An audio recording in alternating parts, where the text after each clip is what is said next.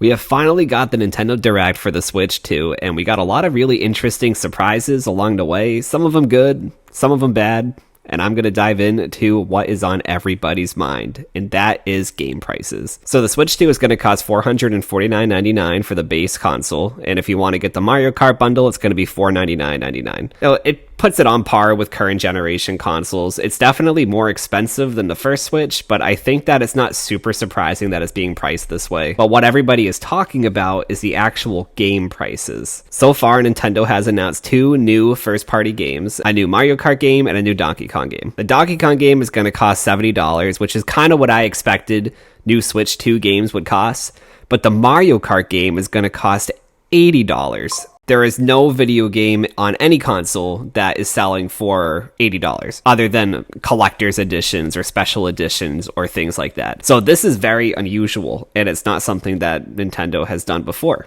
And there's a pretty decent amount of backlash. This is from the Treehouse Showcase. You can see the live chat is just people saying to drop the price. And yeah, it is definitely unusual that they're doing a pricing structure like this, and I wonder if they're going to stay with it. But I'll say this, if we go back to the NES days, new first-party Nintendo games like Super Mario Bros. 3 cost $50, $49.99. If we go to the SNES, the pricing structure was a little bit different. The games range from $59.99 for a new game to $76.99 for some of the most expensive ones. And this was back in 1992. So if we adjusted that for inflation, a $60 game in 1992 would cost $136 in today's money. And if we look at the development costs from old games like Super Mario Bros. 3 or Super Mario World, the development costs were about $1.3 million or about $3 million after inflation is taken into account. And today, it's harder to get numbers on how much it actually costs to develop a first-party Nintendo game, but it's estimated based on this